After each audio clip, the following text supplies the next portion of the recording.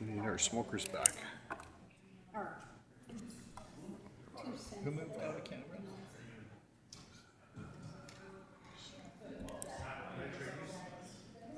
Ben. Ben.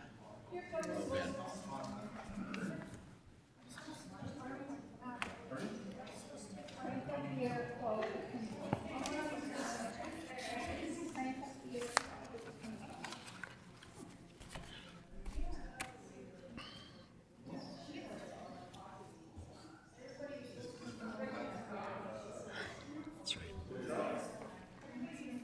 Okay, we're back on. Catherine, thank you. I'll recall this meeting back to order. We're back on. Catherine, thank you. I'll recall this meeting back to order. We're back on. Catherine, thank you. I'll recall this meeting back to order. We're back on. Catherine, thank you. That or not? Call this meeting back to order. We're back on. Catherine, thank you. That or not? Are we back on? We are back on. Okay, what do we have to do? We've got a couple of motions coming out of camera. What's the first one? Okay, what do we have to do? We've got a couple of motions coming out of camera. What's the first one? The gem gravel. Terry, do you want to come talk about the Gem Gravel Pit Road? Or Terry, do you want to just give us the Coles notes? Terry, do you want to just give us the Coles notes?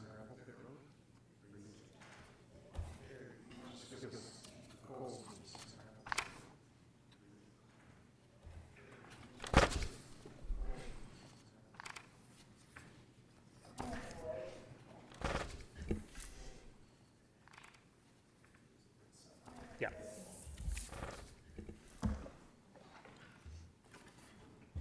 Welcome, Terry. Good afternoon. Thank you. Here today to present a quick RFD on the Gem Gravel Pit Road construction. What we did briefly, we did a couple of studies on the economic benefits of doing this. I've been to council a few times.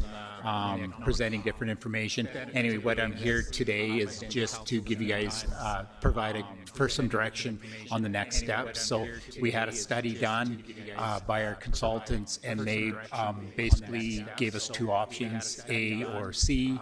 We're just coming to council to request that you guys make a decision or make a one of the give one of the options on there that county direct administration to proceed with Road A engineering design for $50,000. Okay, thank you for the existing road that has been talked about. Thank you. Any further discussion? Someone prepared to make a motion? Councillor Neil Johnson. Any further discussion? Just do that one more time with the light on, if you can. I will make that motion the way it's worded. Thank you, sir. Just do that one more time. Any further discussion? I will make that Any motion. questions? All in favor of the motion, please indicate. Any further discussion? That is carried. Thank you. Thank you. Carried. All in favor of the motion, please indicate. Further discussion? That is carried. Thank you. Thank you. All in favor of the motion, please indicate. That is carried. Thank you. Thank you. The second item, number 15.1, the Newell Regional Hydrogen Hub. We have advice from officials. Item number 15.1, who's going to lead on that? We have advice from officials. Item number 15. Councillor Chrisman, yeah, you've got a motion. Yeah, I do have a motion. Just to give some background, we have been talking about being an energy hub for the province, and this trial suits our needs. And so I would like to make a motion that we continue the discussions and the conversations with the GOA and IEPS to move the project forward. Okay, thank you. Any questions or comments? All in favor, please indicate. Any questions? Carried. Thank you. All in favor, please indicate. Any questions? Carried. Thank you. All in favor, please indicate. Any questions? Carried. Thank you.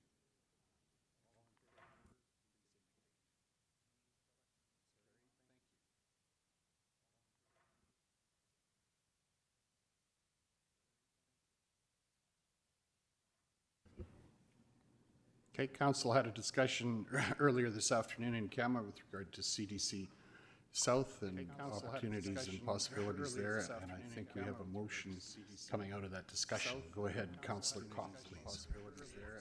I'd like to make the motion that the Reeve and administration be authorized to proceed with the direction provided during our closed session. I'd like to make the motion that the Reeve and administration be authorized to proceed with the direction Any questions, provided during our closed comments? session. All in favor, please indicate. Be authorized to proceed That's carried. Thank you. Any questions, comments? With that, council, I think we've reached the end of our agenda, a little later than we initially thought we would, but that's how things go sometimes. So with that, I will adjourn the meeting at about 7 minutes after 2.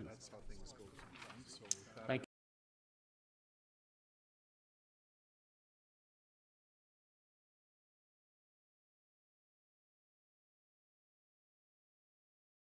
We'll discuss a time frame once we start the meeting, but yeah. We'll discuss. So I'm going to call to order the Committee of the Whole meeting for today, July 24th, 2026. I think we're all here today, so no one needs to be excused from the meeting. We have minutes of the April 20th committee meeting for the Committee of the Whole. Are there any errors or omissions or a motion to approve the minutes as circulated? Councillor Baumgarten. I move to approve as circulated. Thank you for that. All in favor, please indicate. That's carried. Thank you. Move to approve as circulated. Adoption of the agenda. Is there anything to add to the agenda? That's carried. Thank you. Can we put a time frame with regard to the end of this meeting? How much time will we need? I guess that's very hard to predict on a day like today. How much time will we need? 4:30. I will need to leave much sooner than that, but that's okay. We have everybody's in place to take care of that. So, someone make a motion to approve the minutes. Councillor Chrisman, thank you. The agenda. Yeah. Thanks. All in favor, please indicate. That is carried. Thank you. All in favor, please indicate. Business from the minutes. Strategic priorities update. Matt, are you taking us through that? Yeah, I'll take you through this maybe a little more briefly than I had planned earlier, but a couple of highlights for council on the assessment model review, where we've got monitor municipal affairs. I will share with you that the technical working groups for each of the different assessment models have begun work on the first 3, and I have tapped our very own Kevin Halstead, our senior assessor, to participate in that. We are one of the rare municipalities who has somebody with decades of experience, both in the provincial office as well as boots on the ground as a municipality. So he thankfully agreed to participate in that. It will be a pretty heavy lift. Happy to see it moving forward. If you look under the CAO's bucket, you'll see a series of ICF agreements that are in progress. I will advertise to council now with updates to the MGA. Rural to rural municipalities can agree now with updates to the MGA. Maintaining an ICF, and I think I've just about got all my neighbor peers convinced that that's a good recommendation. Where we don't share or need to worry too much about counting the pennies for services between each. So look for that to come your way in September. Once those are out of the way, we'll lean into the heavy effort with our urban neighbors. And on those files, you'll see Bassano Recreation Agreement and Rosemary Fire Agreement. Brooks Wastewater Agreement. Those are substantive agreements we need to get in place as part of that ICF review. Otherwise, I will commend my staff. They are hard at work on several capital projects, which we're getting pretty close to being able to mark complete on some of these things. So anybody who came from the north, you'll see the beautiful black asphalt for the JBS access road and lane improvements on Highway 873. We've made good progress on the bike pump track down at Emerson. We've got pathways every which way you look. With that, I'll get off my update soapbox and leave it open for questions if there's a specific item I have not mentioned that council has interest in. Thank you, Matt. Is there any questions with regard to the strategic priorities update? Thank you, Matt. Is there any questions with regard to the strategic? Seeing none, I'm going to suggest we move on then to item number 6, budget planning overview. Seeing none, I'm going to suggest beginning with the budget planning presentation from our CAO. All right, nothing I love more than a soapbox, so bear with me. And you might recognize this slide deck because I recycle it each year, but I have added a few new slides here. But I do this purposefully so folks can hold us accountable. You've got some comparability between years, and you can see how things have trended at the county. So what's the point of Committee of the Whole budget planning? We haven't figured everything out, but if there's things to figure out, we want to hear from council today. So if there's a body of work you would like to see presented in that first draft budget in November, today's the day to say, hey, wait a minute, we'd kind of like to see a list of all the rec facilities in the area and what that would look like. And then we'll spend the next couple of weeks pulling that stuff together. If you're interested in the utility system, saying, well, how much have we been subsidizing all the hamlet and the rural utility systems over time? You know, each year Matt says, let's bump those rates up by 3 or 4%. Does that keep in pace or not keep in pace? Do we need to be more aggressive, less aggressive? Today'd be a good time to say, hey, we'd like to see a utility analysis come along come draft budget time.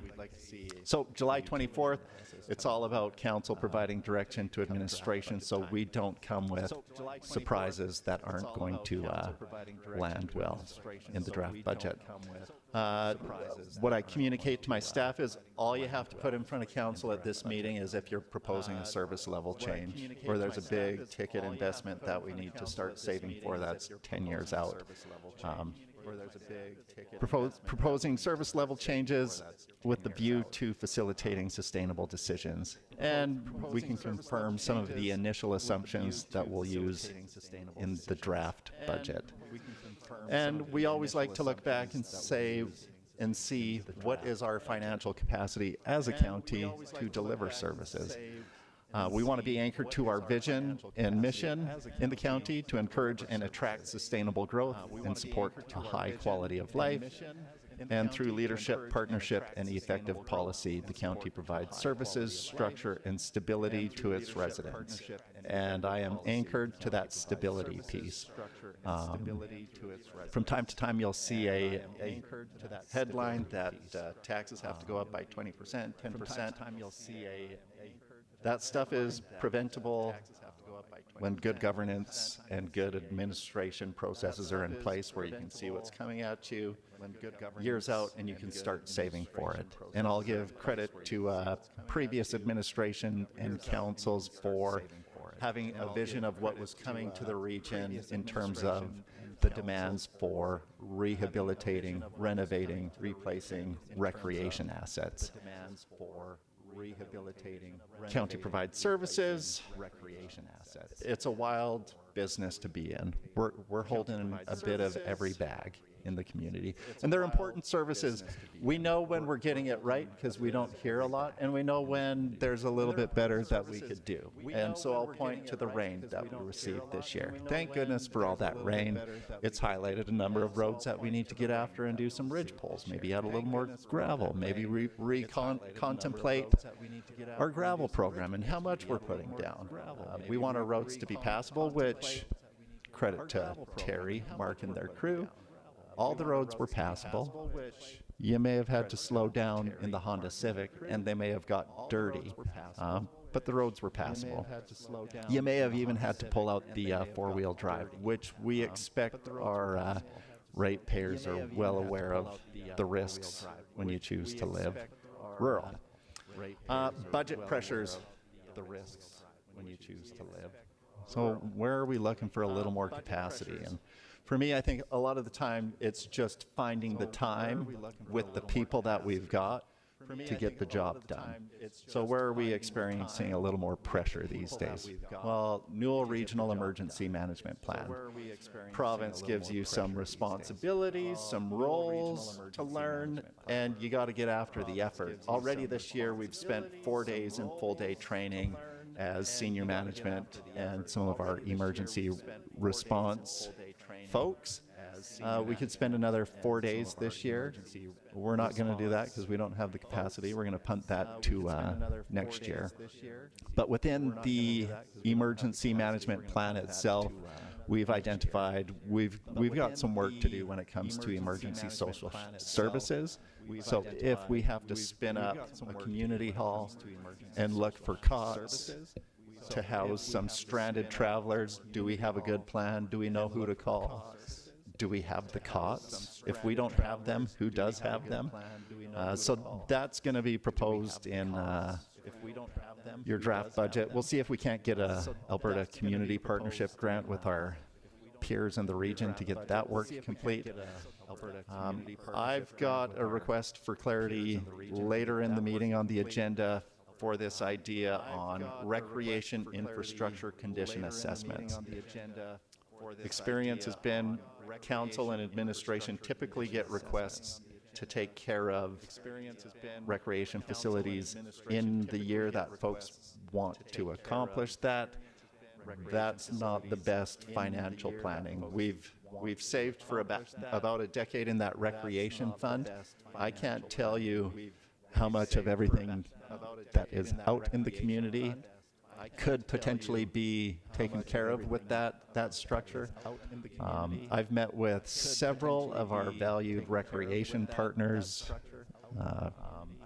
who operate and own facilities through their ag societies, which add a ton of value. Those folks get out, they fundraise, do casinos, but they take on a lot of responsibility, and it becomes very difficult for them to manage the asset and get this kind of work done. So I've made a pitch to council that we look at lending them a hand when it comes to staff count. And just for council's information, we're trending about 1 FTE below where we were in 2015. So we've got 77.74 full-time equivalents going into the 2027 budget. 2015, we were at 78.26. So we do try and load a load on all our staff and train and get creative and embrace everybody's final bullet point on their job description, which reads something like other duties as assigned.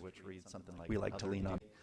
We've baked in cost of living, and this is anchored to the, what's that got to do with the County of Newell? Well, 2025, April 16th, we bought a 1-foot section of Greater Blade for $617.50. Fast forward, 2026, May 27th, we're now spending $1,319 per foot section. So we've had a 214% increase on that file, and if I had to read the tea leaves, folks are asking for more gravel road maintenance, not less. So to just maintain that existing service level is going to come at a cost. The good news is the county maintains a stabilization fund to provide stability to our residents and ratepayers through these, what we hope are brief shocks to our cost profile. Fuel would be another one to bellyache about, but we try and deal with the realities that we're faced with as administration, and we also try to make sure we've been good financial planners, so when these shocks come to our system, we don't lose a ton of sleep over in the near term. We've got some runway to adjust. Looking at the county's net worth, and I'll bang this drum until somebody helps me win the lottery, you send me packing. Your net worth should always be growing as a municipality. You're replacing old infrastructure that you bought in the 1950s for cheap with the new and improved engineered standard stuff of today. So that should be trending upward. Your financial assets, so that's cash or near cash, that should be replacing the value of the assets you use over time. That is anchored to the philosophy of current ratepayers paying for the value of the service. So over time, you may see the cash grow, and then it's going to need to be deployed in big chunks, paying for that $1 million bridge, paying for the $8 million overlay, what have you. So I'm pleased to see this trending upward. You've been very disciplined on your use of debt. Minor liabilities there, we're tracking in the right direction. We're largely an asset management company. The county spends a lot of time thinking about the stuff that delivers the service to our ratepayers. Roads, bridges, water lines, sewers, that lift station out at Lake Newell Resort, pathways, mowers, barbecues, drills. And how do we squeeze the most value out of those things and have good preventative maintenance practices in place? So this is where my head gets anchored on, is there more we can do as a county for our recreation partners? Because I know how difficult this is for us, just as county staff, to get right. It's, I think, a nearly impossible task for a volunteer effort. Looking at benchmarks that Alberta Municipal Affairs cares about, and they'll slap you on the hand from time to time if you're not getting these right according to their metrics. You've got this investment in infrastructure. So I'll remind Council, Municipal Affairs has an expectation that the county's investing its 5-year average amortization charge back into fixed assets, which for us is about $8 million a year. If you invest more than that, great, pat on the back. If you invest less than that, and I'll point your attention to 2022 when we dipped below their median investment in infrastructure line. So I get a hand slap from the folks at Municipal Affairs Monitoring saying, what gives? Why didn't you invest your $8 million we expected you to this year? And I say, because look at the previous years. Like, we just invested heavily, and it's not time to invest now. So I don't hyperventilate when we dip below, because we try to target the reinvestment with when the reinvestment is needed, not some arbitrary monitoring metric from our friends at Municipal Affairs. Infrastructure age, your top performers, like your county is top of the heap for 2016, more or less.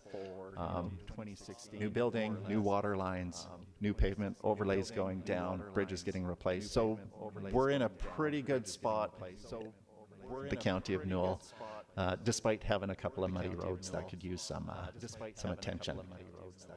Net book value to TCA, to cost of TCA. This is, again, a broad metric that guides us as administration and council for where could we target some reinvestments. Likely not in the systems that are at 90% of their useful life yet. Roadways is always a bit problematic, and I think somewhere along the way we might look at taking the same course of action that Yellowhead County took, where they adjusted the useful life of their gravel roads from 30 years to 100. So what that will do is it'll bring down your amortization charge, because I'm pretty sure you're all driving on roads that have been there for longer than 30 years. Most of the value of that road is intact permanently. So I think the 45% here is not reflective of the overall condition of your gravel roads. We do pretty good there. Taking the long view, trying to move along quick here. So this is straight out of our budgeting database, 5-10 days ago. And you'll notice there's big bars on this chart and there's little bars on this chart, which reflect either a need to do some workload balancing, or there's going to be a couple years here where we have some heavy spends and some where it's lighter. We're coming up to the 20-year overlay or resurface treatment on many of the roads which were paved 20 years ago. So this 2027 bar that you see north of 35 million, Jeff is working with our engineers to sort out, well, can we punt some of these things down the road? So this will likely change. But what are we looking at here? 10 years, an estimated spend of $176.4 million. 136 of that is for the roadway system. We are largely a roads company. Keep the economy moving. We are are we the only municipality in the province that doesn't ban their roads? So pretty good level of service when you can have access to the road network 365 days a year. Long view. So moving to the next slide, let's lean into this roadway system. What are we talking about here? Not a lot of new stuff. So we've got Highway 1A, engineering's happening this year, and we've got $8 million in the budget to upgrade that from gravel to a paved surface.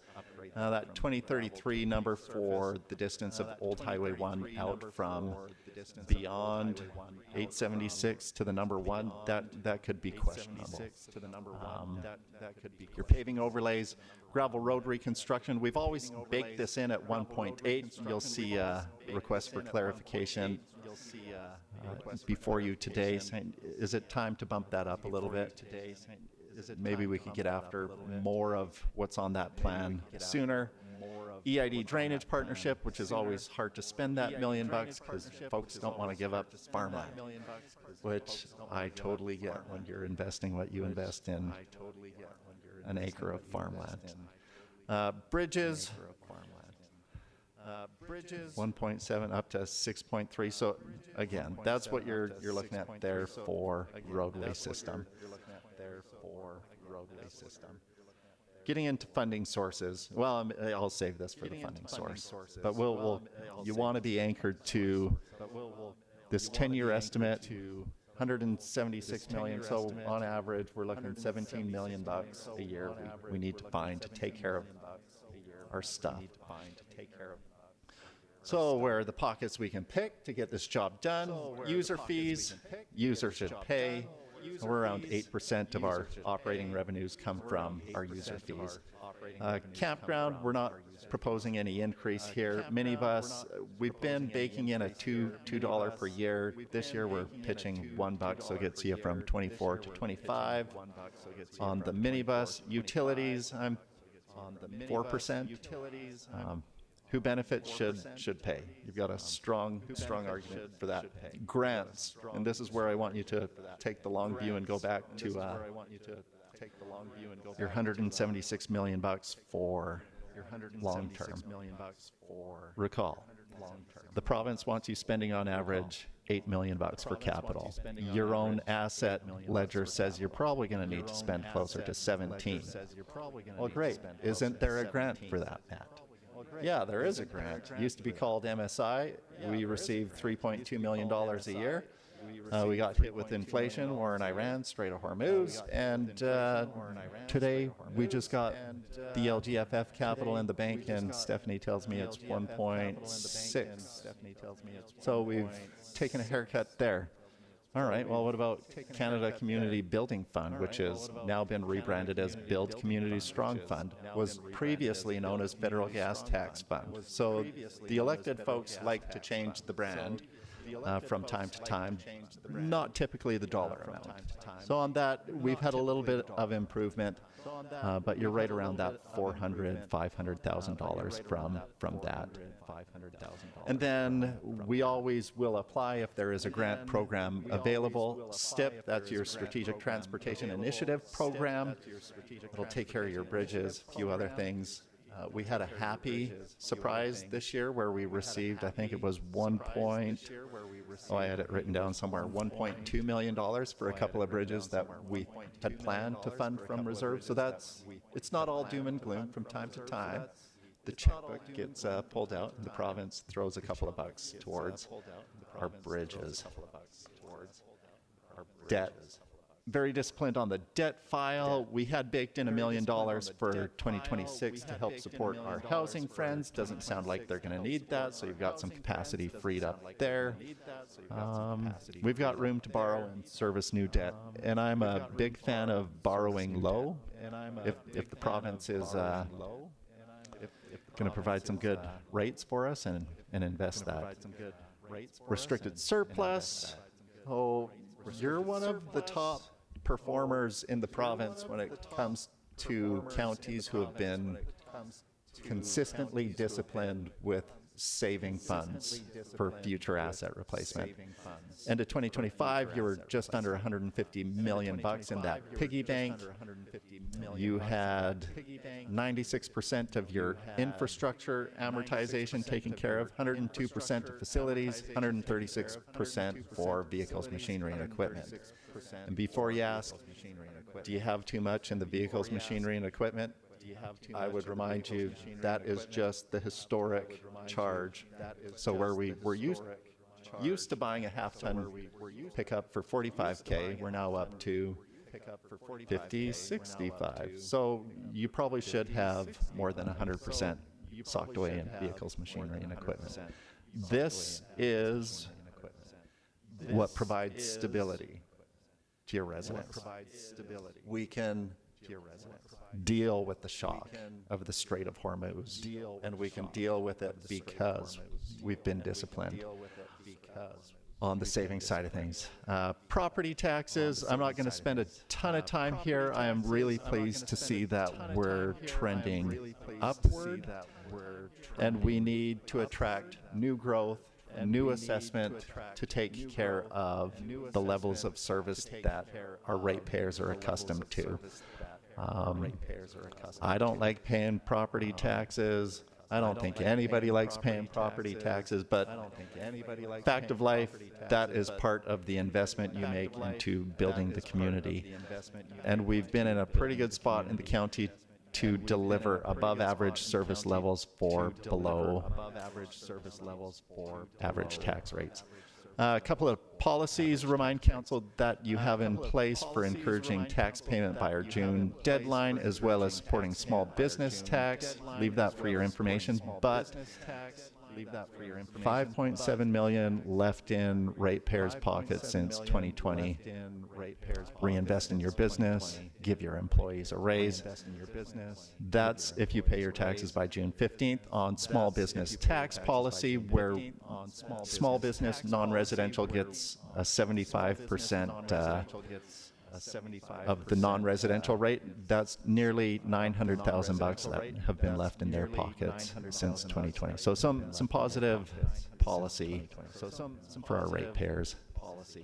Tax collection, I like to see that we're above the fray there, 98% more or less. Don't like that dip in 2025 to 97, but you are a top performer. We've got the best ratepayers in the County of Newell settling their tax bills. Below average tax rates, above average service levels. This will be a handy slide for you to have in your back pocket for the criticisms that come from time to time that taxes are always going up. Yeah, sometimes they do, depending on your particular property. But this council has, and previous council has, a trend of meeting the inflation that we see in an assessment category with a decrease in the related categories tax rate. Slides there are just for your information and to back up every time I say above average service levels for below average tax rates. You can see where you fall among all municipal districts in the province for 2025 compared to your 2026 tax rate. I would bake 2026 tax rates in here if they were available, but not yet. I think we're doing pretty good. And I do want to highlight County of Newell has entered the top 10 for the lowest